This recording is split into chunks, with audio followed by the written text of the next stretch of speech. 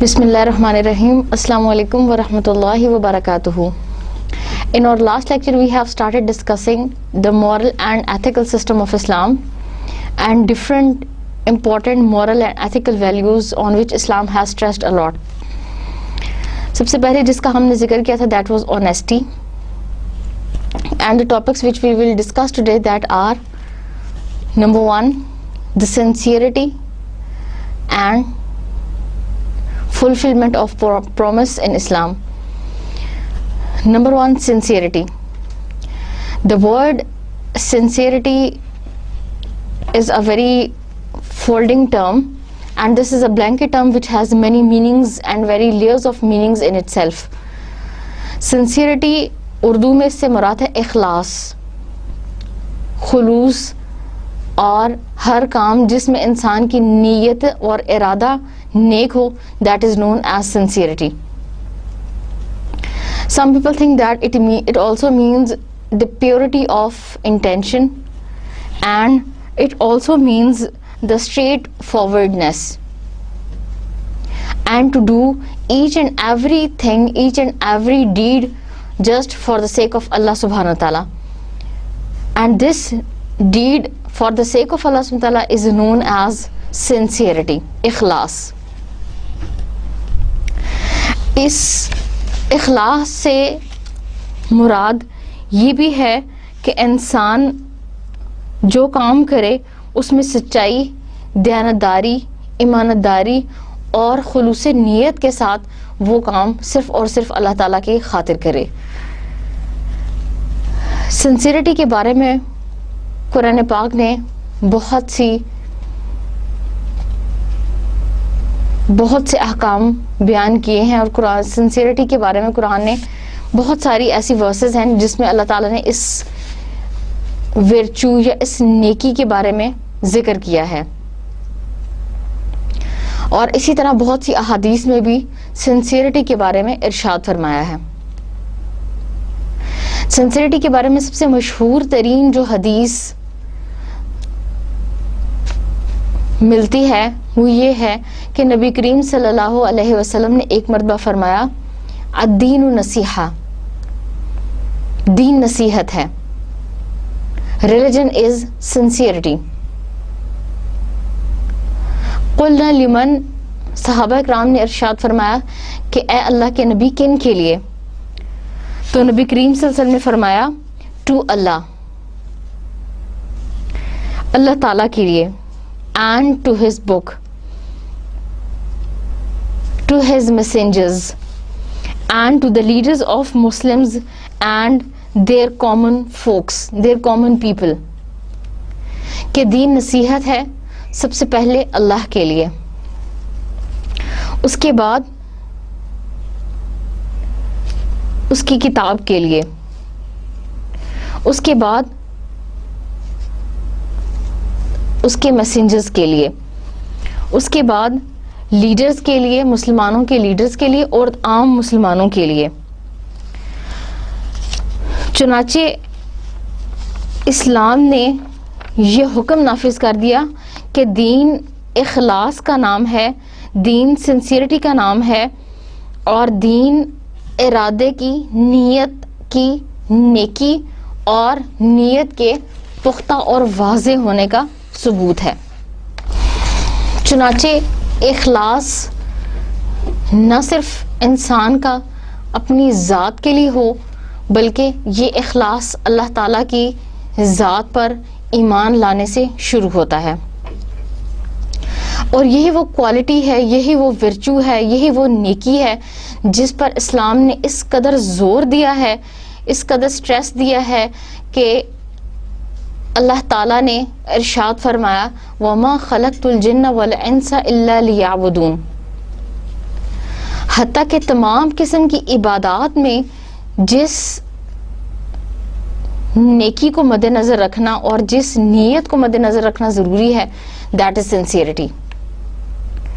چنانچہ یہی وجہ ہے کہ انسان کے صرف نیت کی بنیاد پر، صرف انسان کے اخلاص اور ارادے کی بنیاد پر کوئی اچھا کام، کوئی ایسا کام جس کو دین نے پسند کیا ہو لازم اور ملزوم کاموں میں سے یا انسان کی اوبلیگیشنز میں سے سمجھا جاتا ہے، اور کوئی ایسا کام جو انسان بہت نیکی سمجھ کے کرتا ہے لیکن اخلاص کی کمی کی وجہ سے یا نیت کی خرابی کی وجہ سے وہ کام عبادت شمار نہیں ہوتا. اور ارادے کی یہی کمی، نیت کے یہی خالص نہ ہونا انسان کی نیکی کو، انسان کی عبادت کو انسان کے گناہ میں شمار کر دیتا ہے. چنانچہ قرآن میں بہت سی جگہوں پر اللہ تعالیٰ نے اخلاص کے بارے میں یا سنسیئرٹی کے بارے میں مختلف احکامات ذکر کیے ہیں. مثلاً اللہ سبحانہ وتعالیٰ کہتے ہیں ایک جگہ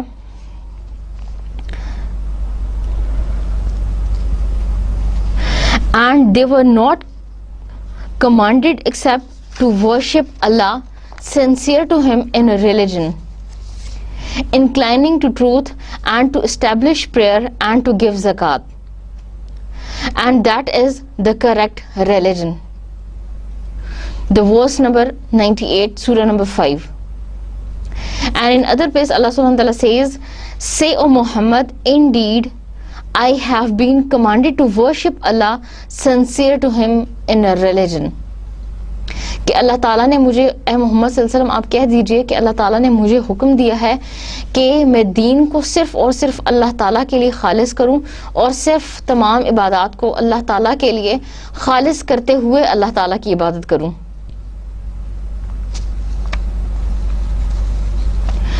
اور اس کا ریوارڈ یہ ہے، اس کا نتیجہ یہ ہے کہ بہت سے ایسے کام جن کو انسان صرف اور صرف اللہ تعالیٰ کی خاطر کرتا ہے، اور بعض اوقات ان میں سے کوئی ایک کام انسان نہیں کر سکتا لیکن اس کے نیت اور انسان کے اخلاص کی وجہ سے، اس کی سنسیئرٹی کی وجہ سے اللہ تعالیٰ اسے اس کا بہت بڑا اجر دیتا ہے. غزوہ تبوک میں کچھ صحابہ ایسے تھے جو نبی کریم صلی اللہ علیہ وسلم کے ساتھ کسی وجہ کی بنا پر نہیں شمولیت اختیار کر سکے. ان کے بارے میں نبی کریم صلی اللہ علیہ وسلم نے فرمایا There are people concerning whom you do not travel any distance, nor do you spend anything, nor do you pass any valley, but they are with you in that matter. کہ تم کسی جگہ سے سفر نہیں کرتے اور تم کوئی فاصلہ طے نہیں کرتے لیکن وہ لوگ اجر و ثواب میں تمہارے ساتھ شامل ہیں. The people said, how is that؟ کہ یہ کیسے ہو سکتا ہے؟ He said, نبی صلی اللہ علیہ وسلم نے فرمایا, they have been restrained due to some excuse, but they are with us because of good intentions. And this hadith is narrated in Sahih Bukhari and Sunan Abi Dawud. نبی کریم صلی اللہ علیہ وسلم نے فرمایا کہ اگرچہ وہ ہمارے ساتھ شامل نہیں ہو سکے، اگرچہ وہ ہمارے ساتھ غزوے پہ نہیں جا سکے، لیکن ان کی اچھی نیت کی بنیاد پر، ان کے اچھے ارادے کی بنیاد پر یہ لوگ ایسے ہیں کہ ہم جو بھی کام کر رہے ہیں ہمارے کام کی نیکی میں یہ لوگ شامل ہیں. اور ایسا کیوں ہے؟ ایسا صرف اس لیے ہے کہ ان کی نیت اچھی تھی، ان کا ارادہ اچھا تھا، ان کے دل میں اخلاص تھا، جس کی وجہ سے اللہ تعالیٰ نے ان کو اس کا اجر دیا. اور بہت ساری ایسی احادیث آتی ہیں جن کے بارے میں نبی کریم صلی اللہ علیہ وسلم نے، جن میں نبی صلی اللہ علیہ وسلم نے یہ فرمایا کہ نیت کا خالص ہونا اور اخلاص کا کامل ہونا کتنا ضروری ہے اور اس کے کیا فوائد ہیں. مثلاً ایک حدیث میں نبی کریم صلی اللہ علیہ وسلم نے فرمایا، جو اخلاص کے بارے میں سب سے مشہور ترین حدیث ہے، انما الاعمال بالنیہ. اور ایک جگہ ارشاد فرمایا نبی صلی اللہ علیہ وسلم، انما الاعمال بالنیات وانما لکل امرئ ما نوى فمن كانت ہجرته الى اللہ ورسولہ فہجرته الى اللہ ورسولہ ومن كانت ہجرته للدنیا لیصیبها او امرأة یتزوجها فہجرته الى ما ہاجر الیہ. نبی کریم صلی اللہ علیہ وسلم نے فرمایا کہ بے شک اعمال کا دار و مدار نیتوں پر ہے. اور ہر انسان کے لیے وہی کچھ ہے جس کی اس نے نیت کی. چنانچہ جس کی نیت ہجرت کی تھی کہ وہ ہجرت کر کے اللہ اور اس کے رسول کی خاطر ہجرت کرے، چنانچہ اس کی ہجرت اللہ اور رسول ہی کے لیے ہے. اور جس کی ہجرت اس کام کے لیے تھی کہ وہ شادی کر لے یا کوئی دنیاوی فائدہ حاصل کرے، تو اس کا اجر و ثواب اس کی نیت کی بنا پر اتنا ہی ہے جس چیز کی اس نے نیت کی. اور یہ ایک ایسی اہم ترین حدیث ہے کہ جس کے بارے میں بہت سارے علماء نے اپنی رائے کا اظہار کیا ہے. مثلا امام بخاری نے اپنی کتاب صحیح بخاری کا آغاز ہی اس حدیث سے کیا ہے، اور انہوں نے اس حدیث کو اپنی کتاب میں 7 جگہ پر بیان کیا ہے. مثلا انہوں نے کتاب الایمان کے شروع میں اس حدیث کو ذکر کیا ہے. اسی طرح انہوں نے اس حدیث کو کتاب المناسک کے شروع میں ذکر کیا ہے، اور مختلف ابواب، زکوٰۃ، حج اور وہ تمام فرائض جن کا ادا کرنا مسلمان کے لیے ضروری ہے، ان کے شروع میں اس حدیث کو ذکر کیا ہے.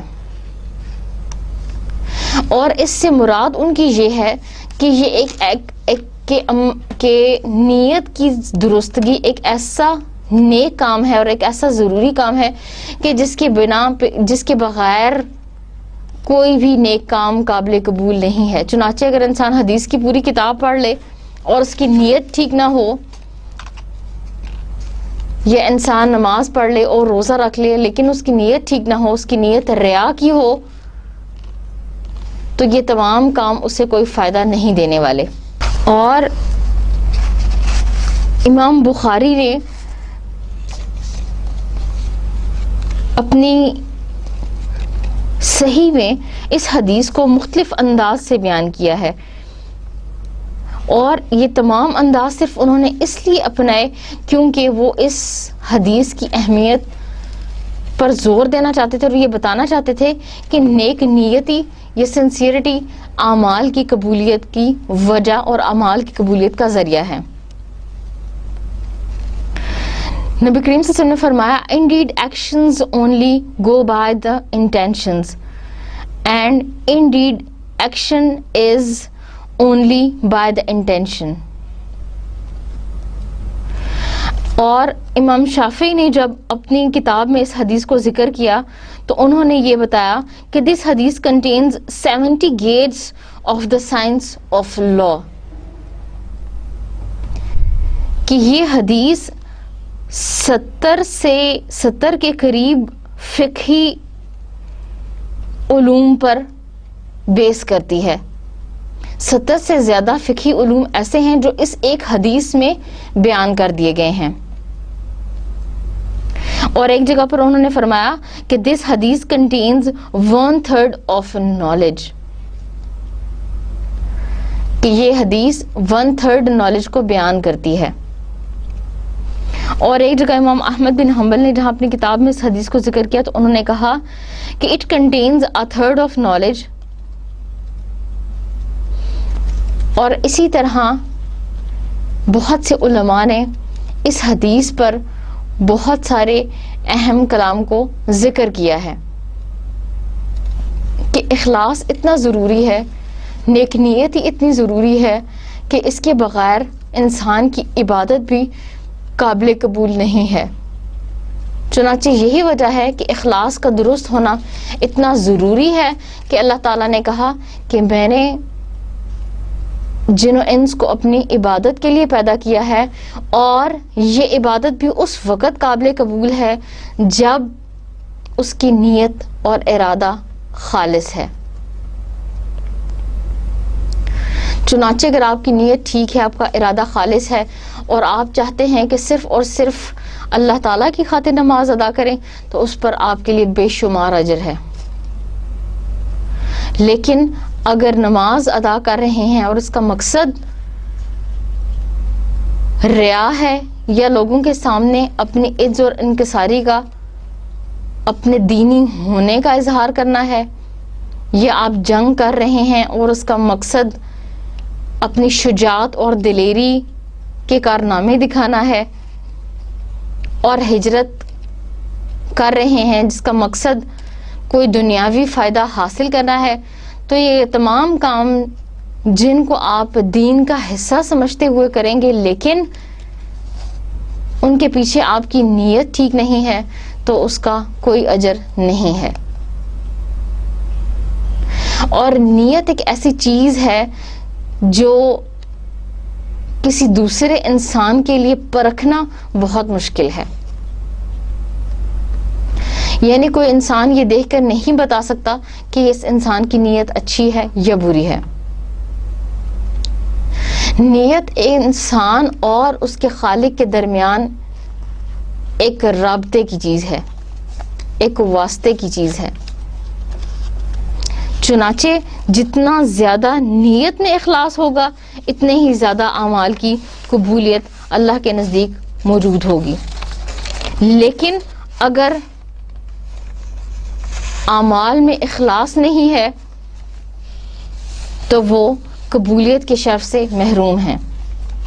اسی طرح ایک اور حدیث میں نبی کریم صلی اللہ علیہ وسلم نے فرمایا، حضرت عائشہ رضی اللہ عنہ said, if anyone introduces an innovation in this affair of ours which is not part of it, it will be rejected. کہ جس نے ہمارے دین میں، ہمارے ریلیجن میں کوئی نئی چیز انٹروڈیوس کرائی جو اس میں نہیں تھی، وہ چیز بدعت ہے اور وہ چیز رد کے قابل ہے.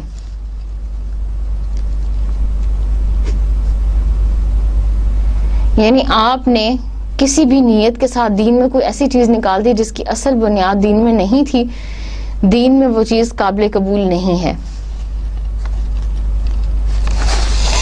ایک اور حدیث میں نبی کریم صلی اللہ علیہ وسلم فرماتے ہیں، The halal is clear and the haram is clear, but between the two there are ambiguous matters about which most people have no knowledge.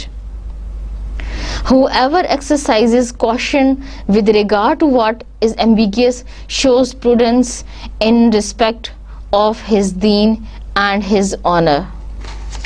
نبی کریم صلی اللہ علیہ وسلم فرماتے ہیں کہ بے شک حلال بھی واضح ہے اور حرام بھی واضح ہیں،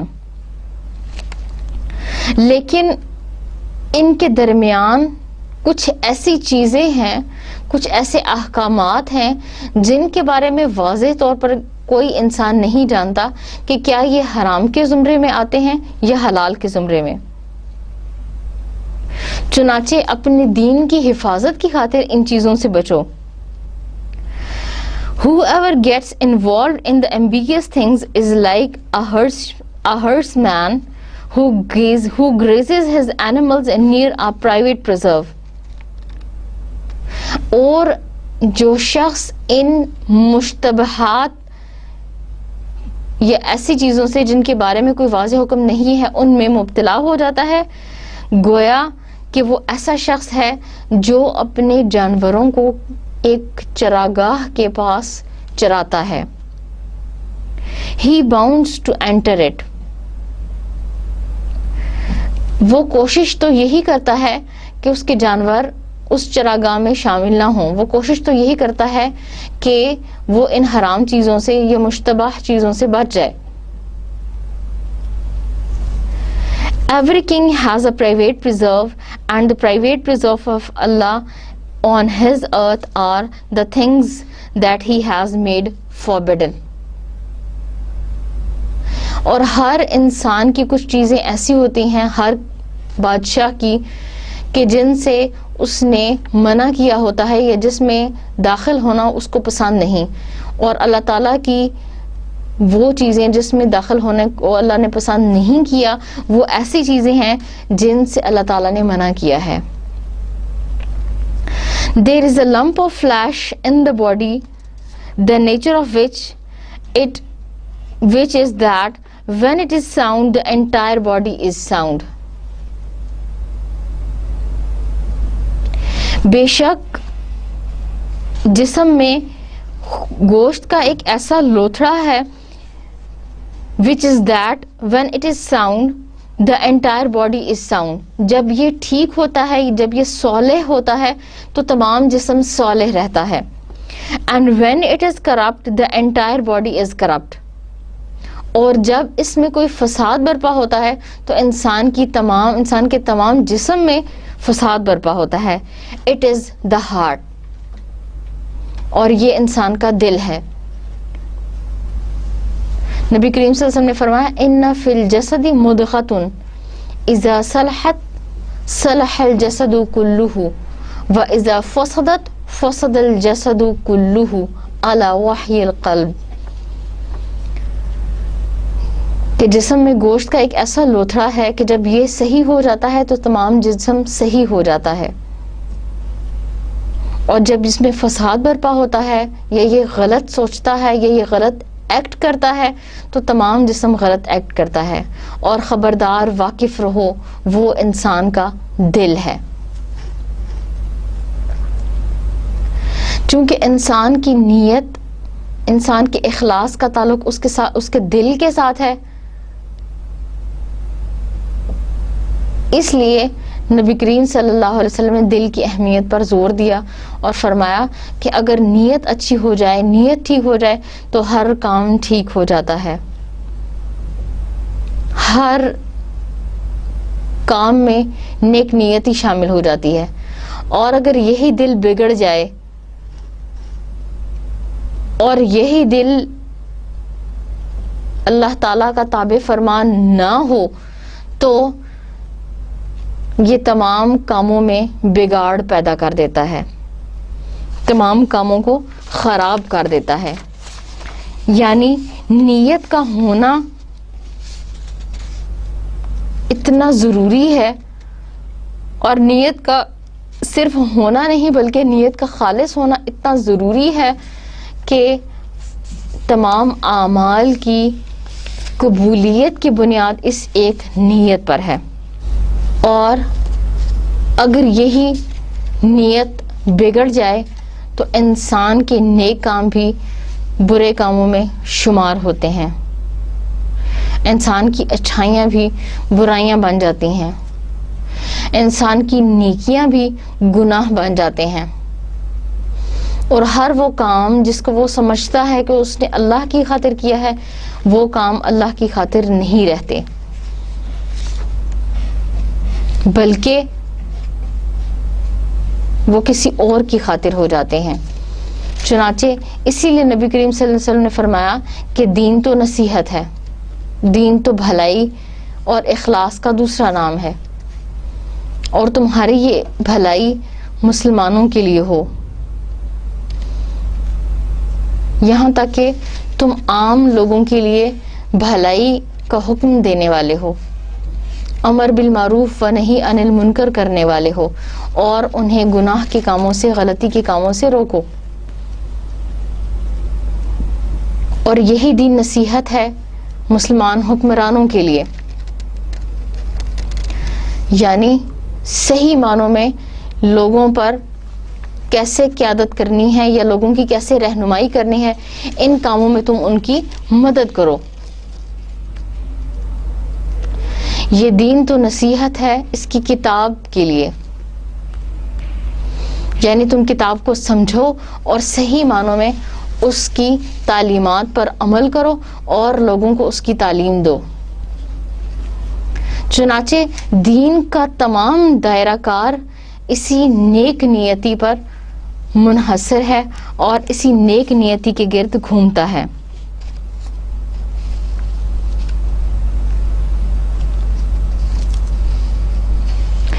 ایک جگہ نبی کریم صلی اللہ علیہ وسلم نے فرمایا if two Muslims meet each other with their swords then both the killer and the killed will be in the hell fire.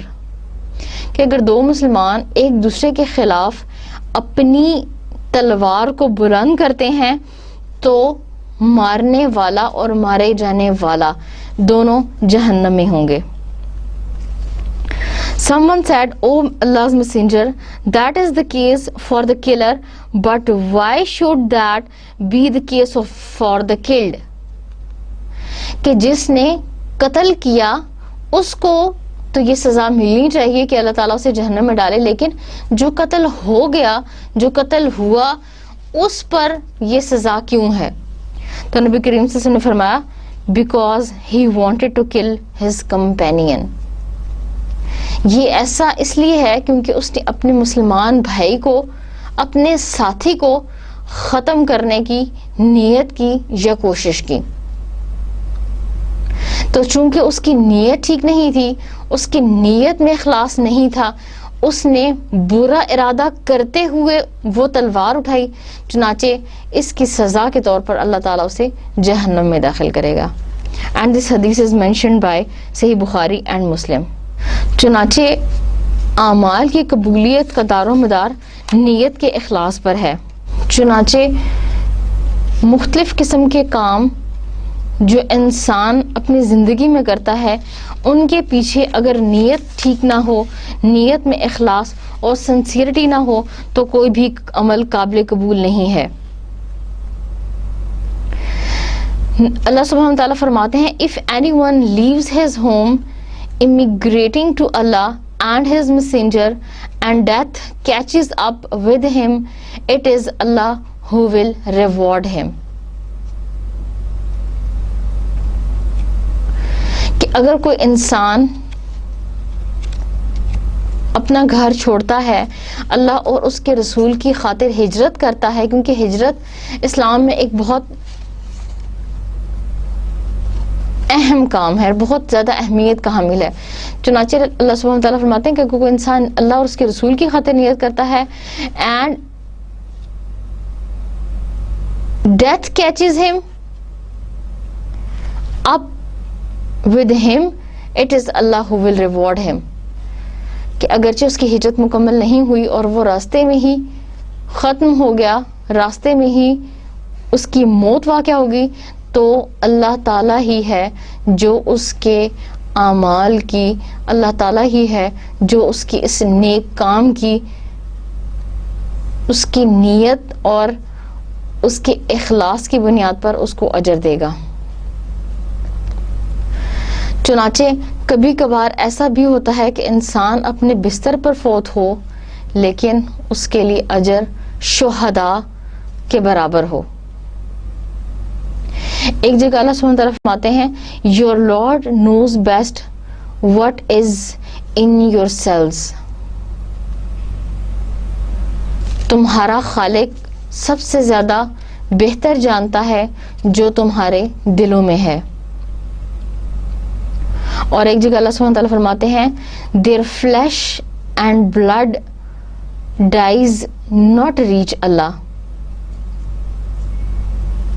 but your fear of him, taqwa, does reach him. کہ جب انسان اچھی نیت رکھتے ہوئے قربانی کرتا ہے اخلاص کے ساتھ، تو اللہ تعالیٰ کو اس کی قربانی کا گوشت اور خون نہیں پہنچتا.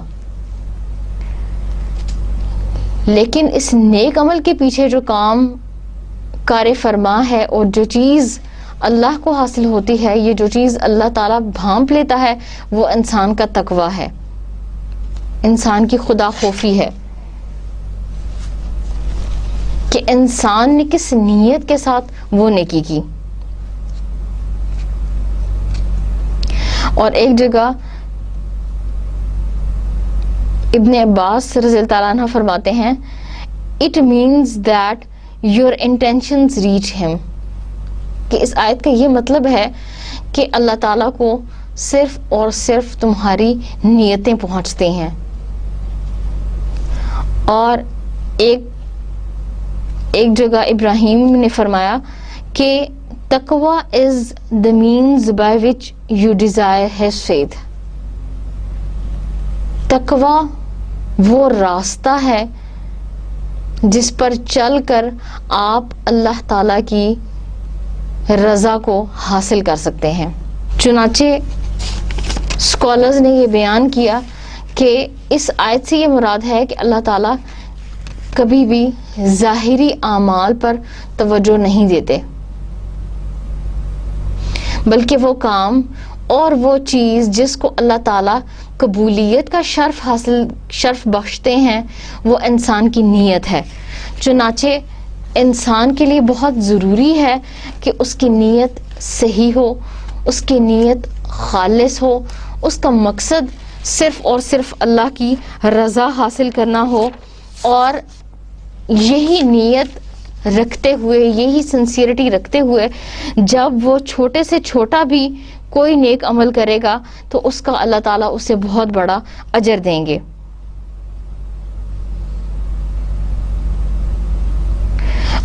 اور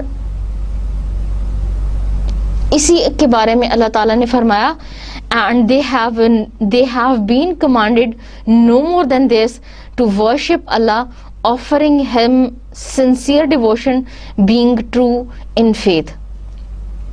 Verse number 98 سورہ نمبر 5 کہ اللہ تعالیٰ نے اس سے زیادہ انسان سے کوئی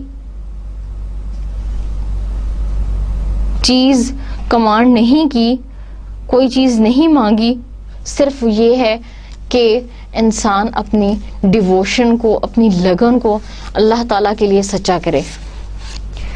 چنانچہ ہر وہ کام جو انسان نیت کی پختگی اور ارادے کی پیوریفیکیشن کے ساتھ، انٹینشن کے خالص ہونے کے ساتھ اللہ تعالیٰ کے لیے کرتا ہے، اللہ تعالیٰ اس کو اس کا اجر دیتا ہے۔ اور کوئی ایسا نیک کام، چاہے وہ نماز ہو، روزہ ہو، حج ہو، زکوٰۃ ہو، یا دنیا کو کوئی بھی نیک کام جو انسان اللہ تعالیٰ کے علاوہ کسی اور مقصد کو حاصل کرنے کے لیے کرتا ہے، تو اس کا وہی کام اس کے لیے باعث اجر نہیں بلکہ باعث سزا بن جاتا ہے۔ چنانچہ اللہ تعالیٰ سے دعا ہے کہ اللہ تعالیٰ ہمیں ہر کام خالص نیت کے ساتھ صرف اور صرف اس کی رضا کے حصول کے لیے کرنے کی توفیق دے۔ آج کا ہمارا دوسرا ٹاپک ہے فلفلمنٹ آف پرومس ان اسلام۔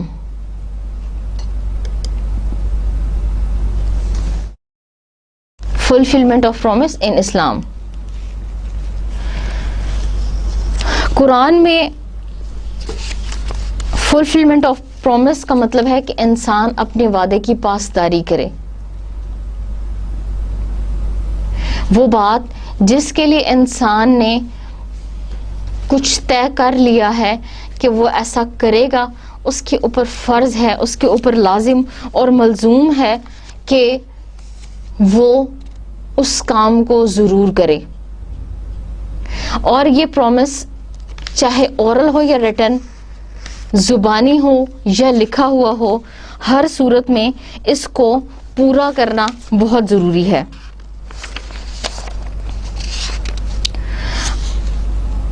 اور وعدے سے مراد صرف یہ نہیں ہے کہ جس کے بارے میں انسان نے بہت پختہ طریقے سے کوئی ایگریمنٹ لکھا ہو اور اس کو بہت صاف اور واضح الفاظ میں کیا ہو، طے کیا ہو، صرف وہی وعدہ شمار ہوتا ہے،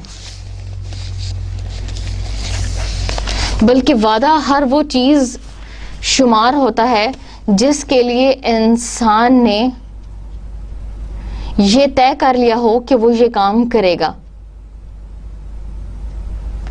چاہے وہ وعدہ انسان اور خالق کے درمیان ہو، چاہے وہ وعدہ انسان اور انسان کے درمیان ہو، اور چاہے وہ انسان کا اپنی ذات کے ساتھ وعدہ ہو۔ چنانچہ وعدے میں یہ تمام چیزیں شامل ہیں۔ قرآن میں اللہ تعالیٰ نے وعدے کی اہمیت کے بارے میں بہت سی آیات نازل کی ہیں۔ اللہ سبحانہ تعالیٰ فرماتے ہیں وَأَوْفُوا بِالْعَهْدِ إِنَّ الْعَهْدَ كَانَ عَنْهُ مَسْئُولًا، and fulfill every covenant, verily the covenant will be questioned about۔ اور ہر وعدے کو پورا کرو، بے شک وعدے کے بارے میں سوال کیا جائے گا۔ ایک جگہ اللہ تعالیٰ فرماتے ہیں وَأَوْفُوا بِالْعَهْدِ بِعَهْدِ اللَّهِ إِذَا عَاهَدتُّمْ وَلَا تَنْقُضُوا الْأَيْمَانَ بَعْدَ تَوْكِيدِهَا, and fulfill the covenant of Allah, the bay'ah, the pledge for Islam, when you have covenanted. Surah Nahl verse number 91.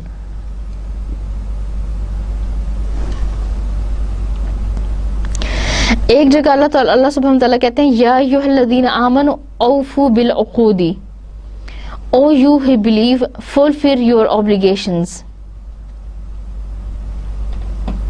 اور ایک جگہ اللہ تعالیٰ فرماتے ہیں یا ایھا الذین آمنوا لم تقولون ما لا تفعلون قبر مقتا عند اللہ ان تقولوا ما لا تفعلون.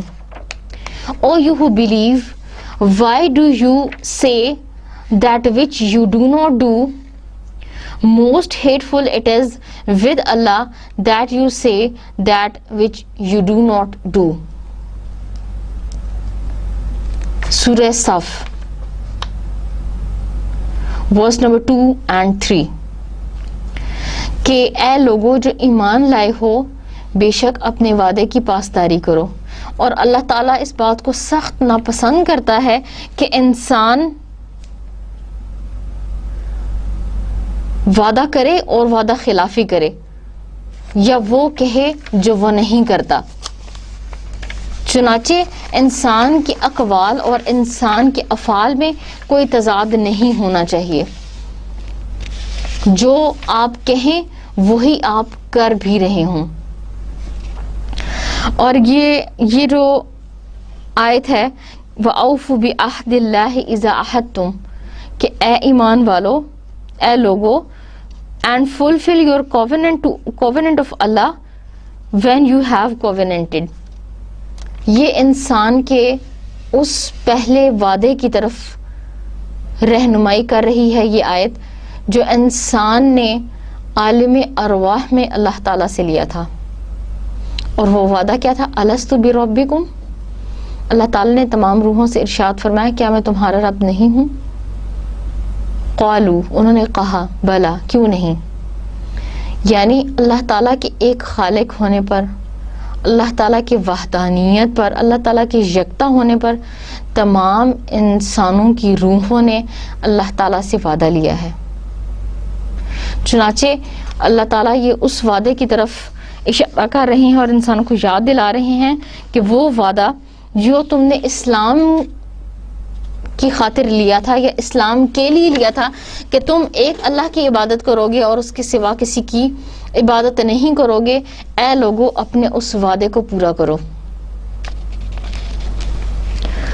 چنانچہ اسی لیے اللہ تعالیٰ نے یہ بھی فرمایا کہ اللہ کو یہ چیز سخت ناپسند ہے کہ تم وہ کہو جو تم نہیں کرتے.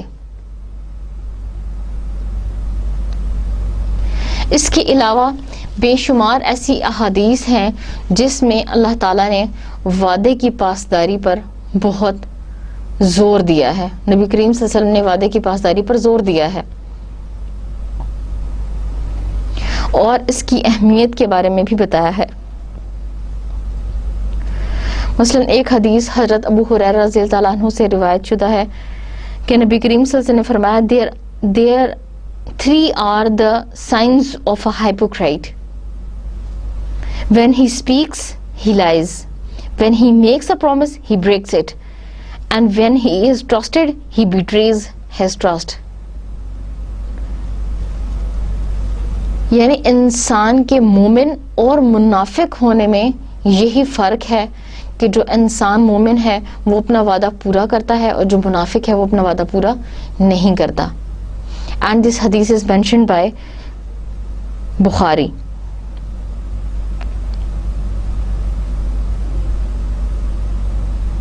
نبی کریم صلی اللہ علیہ وسلم نے فرمایا کہ منافق کی 3 علامات ہیں. اور منافق کون شخص ہے؟ ڈبل فیسڈ, وہ شخص جس کے ظاہر اور باطن میں فرق ہو. وہ انسان جو ظاہر میں تو مسلمان ہو لیکن باطن میں کافر ہو. اور وہ شخص جو ظاہر تو بہت نیک ہو لیکن در حقیقت وہ یہ تمام کام اللہ کی خاطر نہ کرتا ہو. چنانچہ نبی کریم صلی اللہ علیہ وسلم نے فرمایا کہ یہ ایک پیمانہ ہے، اس پیمانے پر کسی بھی منافق کو جانچ لو. نبی صلی اللہ علیہ وسلم نے فرمایا کہ جب منافق بولتا ہے تو ہمیشہ جھوٹ بولتا ہے، جب وعدہ کیا جائے تو وعدے کی خلاف ورزی کرتا ہے، وعدہ توڑ دیتا ہے، اور جب اس پر اعتماد کیا جائے، اسے کوئی امانت دی جائے تو وہ اس میں خیانت کرتا ہے.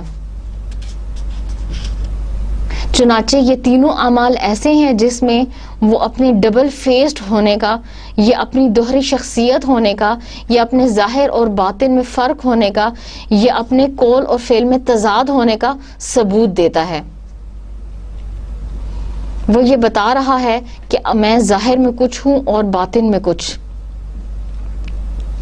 چنانچہ نبی کریم صلی اللہ علیہ وسلم نے ایک دوسری حدیث میں فرمایا even if he observes صوم performs salat and claims to be a Muslim، یہاں تک کہ وہ نماز بھی اگر پڑھے، روزے بھی رکھے اور مسلمان ہونے کا دعویٰ بھی کرے، پھر بھی وہ شخص جھوٹا ہے، سچا نہیں ہے، اس کے ظاہر اور باطن میں فرق ہے.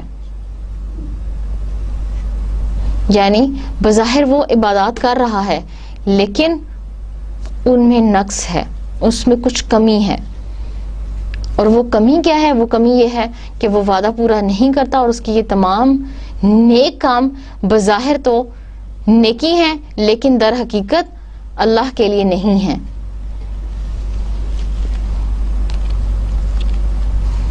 اور ایک جگہ نبی کریم صلی اللہ علیہ وسلم نے فرمایا 4 are the qualities which when found in a person makes him a sheer hypocrite، کہ 4 خصوصیات ایسی ہیں جس انسان کے اندر ہوں وہ شدید قسم کا منافق ہے، بہت سخت قسم کا منافق ہے، ریجڈ منافق ہے.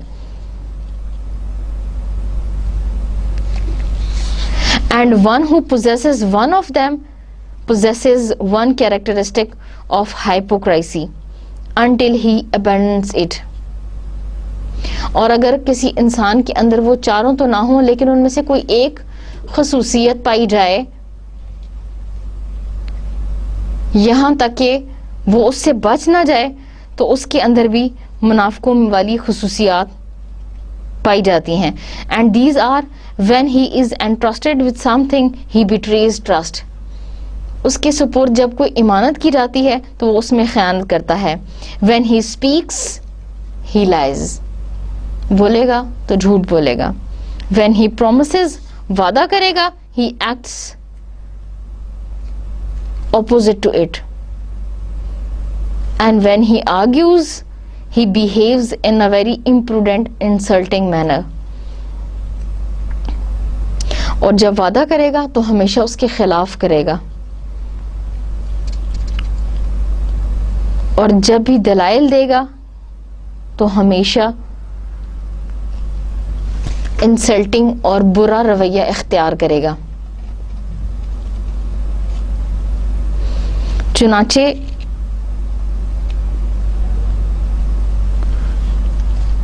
اس سے یہ پتہ چلتا ہے کہ اسلام نے قول و فعل، ظاہر و باطن، دل و دماغ، ہارٹ اینڈ ٹنگ، ان تمام چیزوں کی کنیکشن کے بارے میں اور ان تمام چیزوں کے ایک ہونے کے بارے میں بہت زیادہ زور دیا ہے کہ انسان ظاہر میں بھی ویسا ہی ہو جیسا وہ اصل میں ہے. اور یہی وجہ ہے کہ جس انسان کے ظاہر اور باطن میں فرق ہے، جس انسان کی زبان اور اس کے دل میں فرق ہے، جس کے قول و فعل میں تضاد ہے، اس کو نبی کریم صلی اللہ علیہ وسلم اور قرآن نے منافق قرار دیا ہے.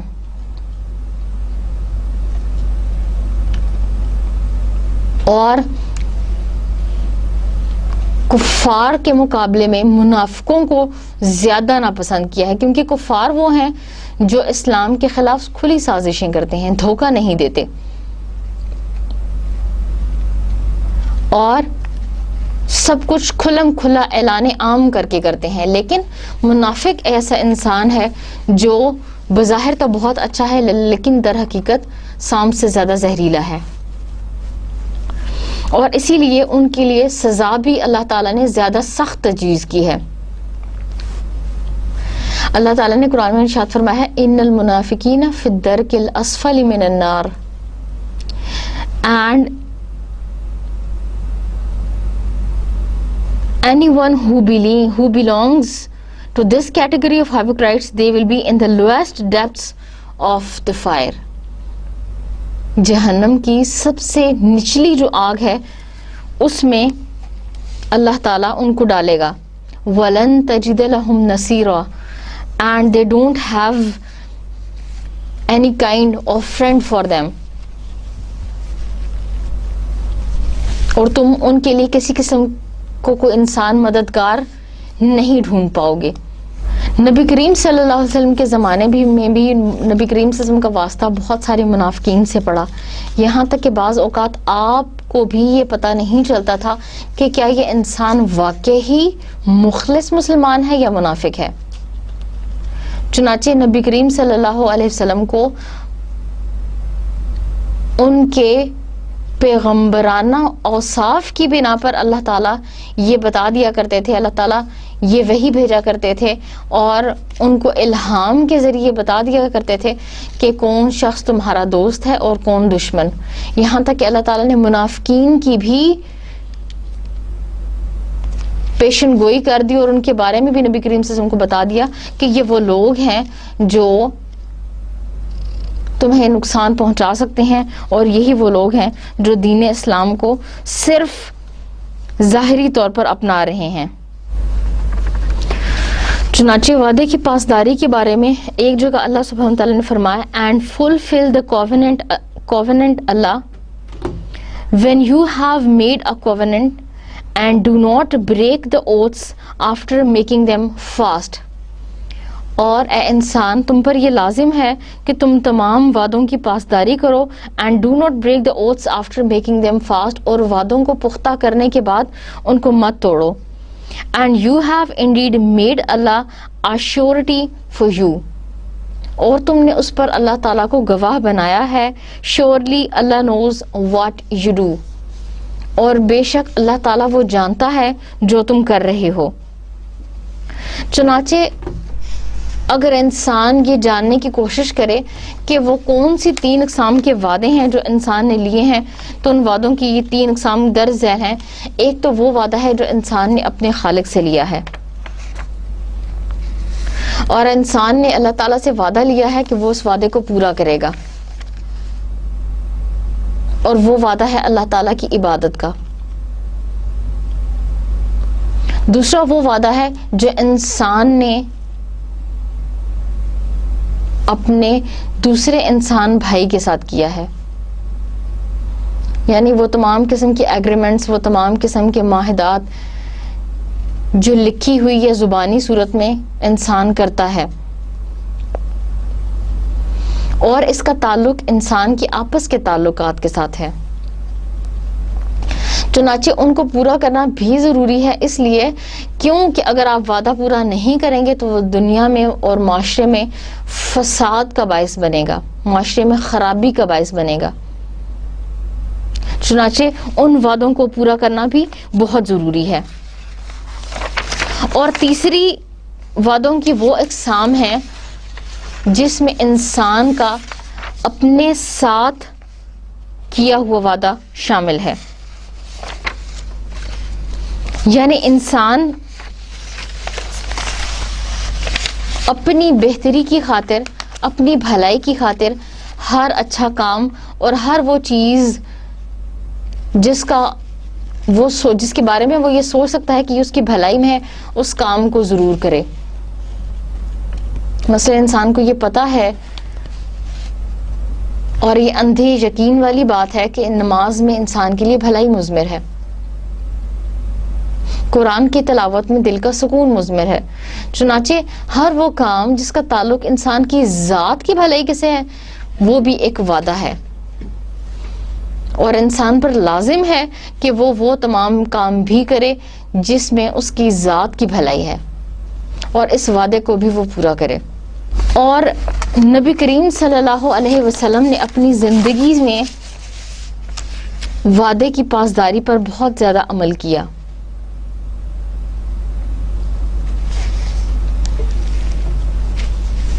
یہاں تک کہ آپ قریش مکہ میں صادق اور امین کے نام سے مشہور تھے، اور جب آپ ہجرت کرنے لگے تو جس چیز نے سب سے زیادہ آپ کو پریشان کیا اور جس چیز کے بارے میں آپ سب سے زیادہ گھبرائے ہوئے تھے وہ لوگوں کی امانتیں تھیں. اگرچہ لوگ آپ پر ایمان نہیں لائے، لوگوں نے آپ کے دین کو جھٹلایا، لیکن آپ کے صادق اور امین ہونے پر ہر بندے کو اندھا اعتماد تھا. یہی وجہ ہے کہ بڑے بڑے قریش کے قبائل اور بہت مشہور لوگ اپنی چیزوں کی حفاظت کے لیے آپ صلی اللہ علیہ وسلم کی ذات پر اعتماد کرتے تھے. اسی طرح کے بہت سارے واقعات تاریخ میں ذکر ہیں. مثلا ایک واقعہ جو صفوان بن امیہ کے بارے میں ہے وہ کچھ اس طرح سے ہے. Safwan bin Umayyah was a deadly enemy of Islam. When Makkah was conquered, he ran away to Jeddah with the intention of going to Yemen. Umar bin Wahab came to the Prophet Muhammad, peace be upon him, and told him about Safwan.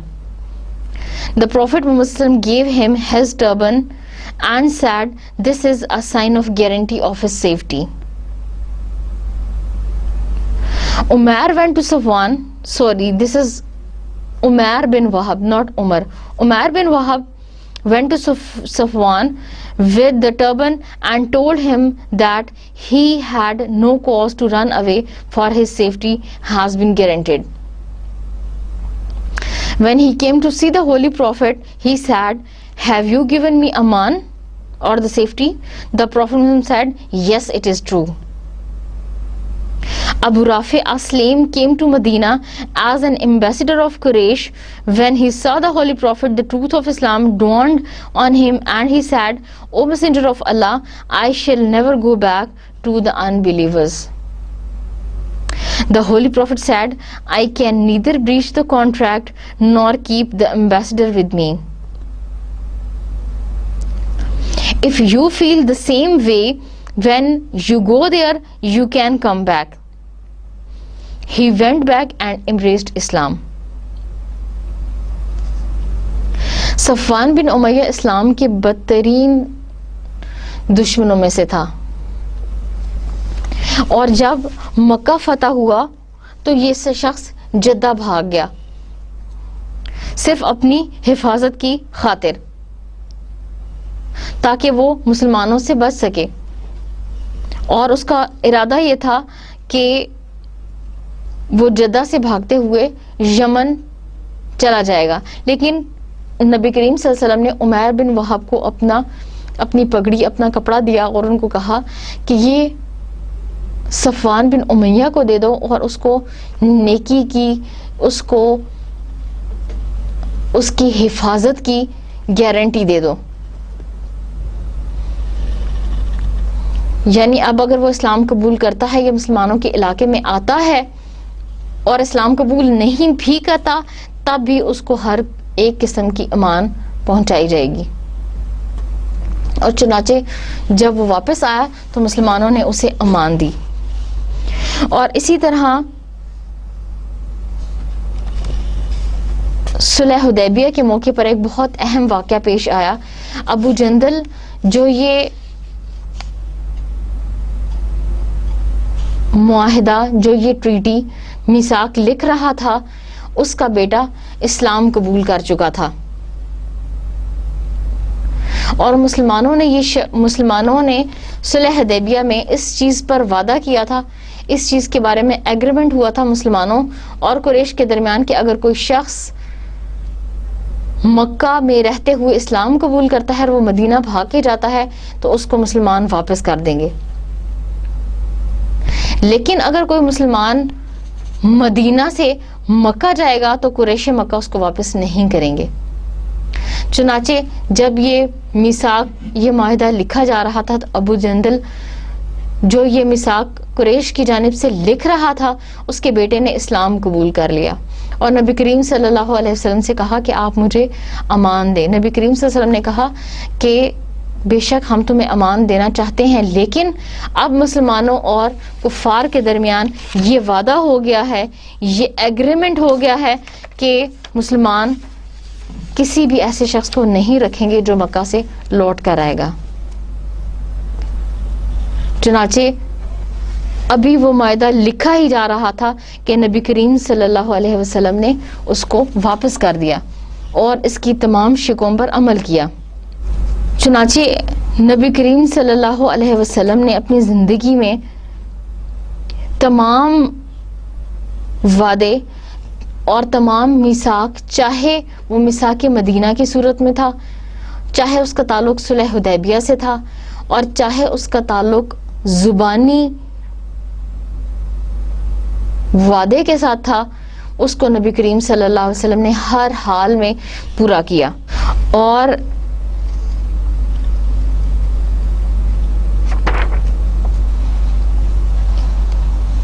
چونکہ وعدے کی پاسداری ایک انسان کی شخصیت کے بارے میں واضح اور بولتا ثبوت ہے، چنانچہ اس لیے بھی اسلام نے وعدے کو پورا کرنے کے بارے میں بہت زور دیا ہے، اس کے بارے میں حکم دیا ہے کہ انسان وعدہ ضرور پورا کرے. کیوں؟ اگر کوئی شخص وعدہ پورا نہیں کرتا تو یہ ایک طرح کا دھوکہ ہے. یہ وہ دھوکہ ہے جو اس نے دوسروں کو دیا ہے. چنانچہ اس لیے بھی اسلام نے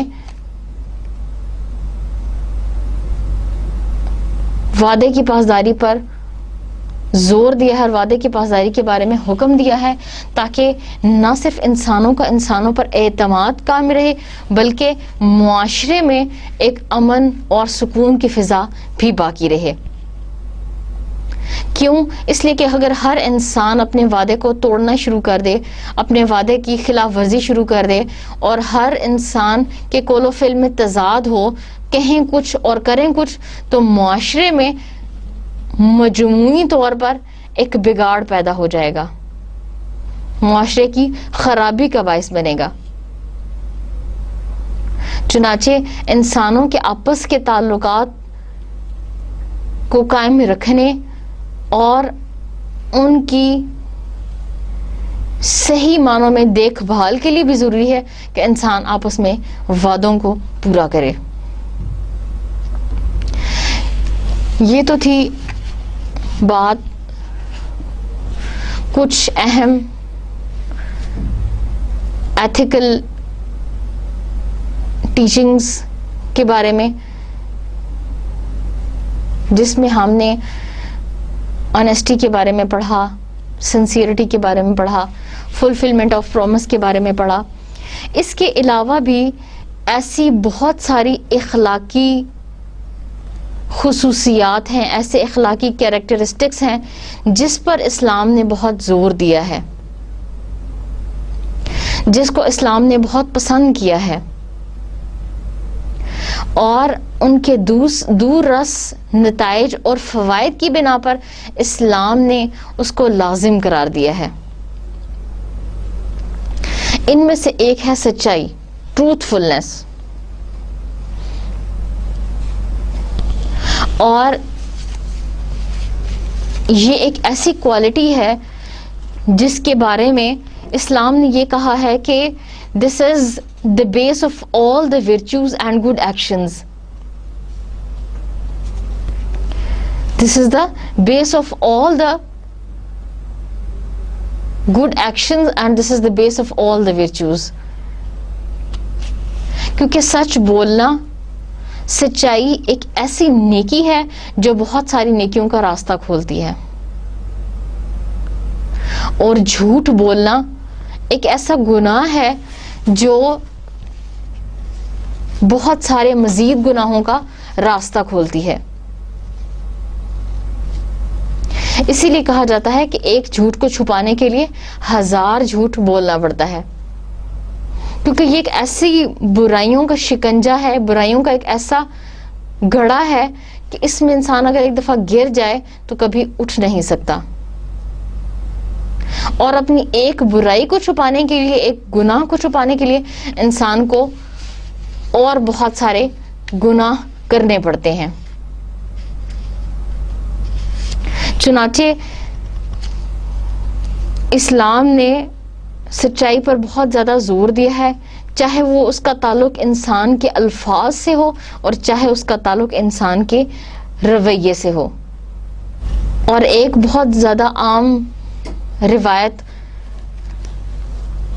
جس کا تذکرہ عام ملتا ہے کہ نبی کریم صلی اللہ علیہ وسلم کے پاس ایک شخص آیا جو جھوٹ بھی بولتا تھا، شراب بھی پیتا تھا اور چوری بھی کرتا تھا.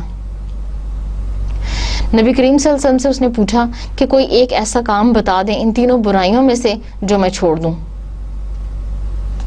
اور میں اس کو چھوڑ دوں گا یہاں تک کہ میں اس کو کبھی نہیں کروں گا، لیکن ان تینوں کو چھوڑنا میرے لیے، نبی کریم صلی اللہ علیہ وسلم سے کہا اس نے کہ بہت مشکل. تو نبی صلی اللہ علیہ وسلم نے فرمایا کہ تم جھوٹ بولنا چھوڑ دو.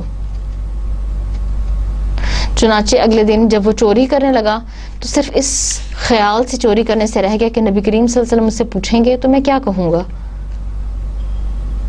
جب وہ شراب پینے لگا تو اس کے دل میں یہ بات آئی کہ میں نبی کریم صلی اللہ علیہ وسلم کے سامنے کس منہ سے جاؤں گا.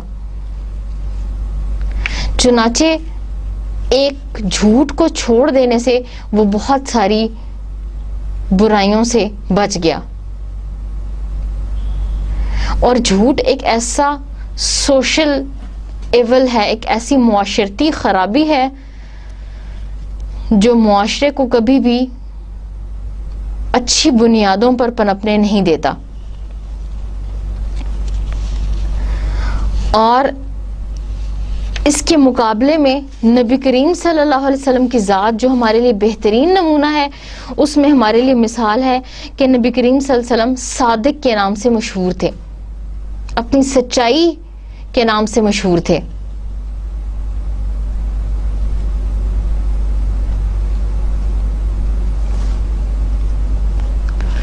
چنانچہ اسلام نے سچائی پر بھی بہت زیادہ زور دیا ہے،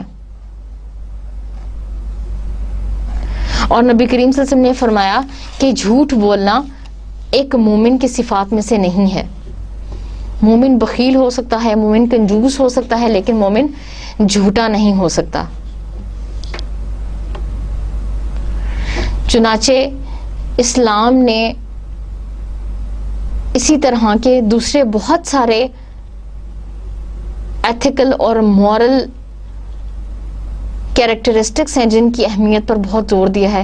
مثلا والدین کے ساتھ اچھا سلوک کرنا، رب ارحمہما کما ربیانی صغیرا، کہ انسان اپنے والدین کے لیے دعا کرے کہ اے میرے رب میرے دونوں والدین پر رحم فرما جیسے کہ انہوں نے میری بچپن میں پرورش کی. اور اللہ تعالیٰ نے والدین کی فرما برداری کو اتنی اہمیت دی کہ اللہ تعالیٰ نے فرمایا کہ شرک کے بعد دوسرا سب سے بڑا کبیرہ گناہ جو ہے والدین کی نافرمانی ہے. اسی طرح اسلام نے ہمسایوں کے حقوق پر بہت زیادہ بحث کی ہے، اور ہمسایوں کا بہت زیادہ حق تسلیم کیا ہے. یہاں تک کہ نبی کریم صلی اللہ علیہ وسلم نے فرمایا کہ حضرت جبریل علیہ السلام میرے پاس آئے اور انہوں نے مجھے اتنی زیادہ وصیت کی ہمسایوں کے بارے میں کہ مجھے یہ گمان ہونے لگا کہ کہیں ایسا نہ ہو کہ انہیں وراثت میں بھی حصہ دینا پڑے. اس کے علاوہ اسلام نے بڑوں کی عزت کرنا، جانوروں کو ان کا حق دینا، ان پر ان کی استطاعت سے زیادہ بوجھ نہ لادنا، اور اس قسم کے بہت سارے دوسرے ایسی ایتھیکل اور مورل کوالٹیز ہیں جو انسان کے اندر ہونا بہت ضروری ہے. اسلام نے ان پر بہت زیادہ زور دیا ہے. اور ان تمام کا مقصد یہ ہے کہ انسان جس کو اللہ تعالیٰ نے ایک ڈیوائن میسج دیا ہے، جس کو اللہ تعالیٰ نے ایک ڈیوائن ریلیجن دیا ہے، اس کو ایک ڈیوائن بینگ بنایا جائے، اس کو ایک ایسا انسان بنا جائے جو روحانی اور جسمانی طور پر بہت پختہ ہو، بہت مضبوط ہو، اور اس کی ذات سے کسی دوسرے کو کوئی نقصان نہ پہنچتا ہو، اور اس کے تعلقات، چاہے اس کا تعلق اپنے خالق کے ساتھ ہو، چاہے اس کا تعلق خالق کی مخلوق کے ساتھ ہو، اور چاہے اس کا تعلق اپنی ذات کے ساتھ ہو، وہ بہترین بنیادوں پر استوار ہو.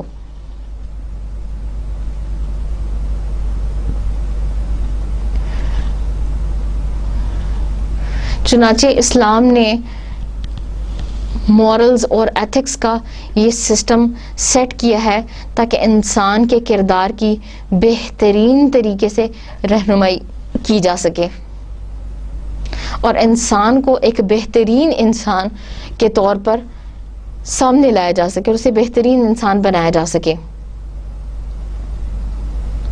یہ تو تھا ہمارا آج کا سبق. انشاءاللہ نئی کلاس میں نئے لیکچر کے ساتھ آئیں گے، اور ہم اپنے آنے والے لیکچر میں انشاءاللہ ڈسکس کریں گے fundamental human rights in Islam. What are the fundamental and basic human rights which Islam has given to all the human beings, whether they are Christian, whether they are Jews, whether they are any other being. And then with it we will discuss some important rights which Islam has specially awarded to special kind of human beings. وآخر دعوانا الحمدللہ رب العالمین. السلام علیکم ورحمۃ اللہ وبرکاتہ. اللہ حافظ.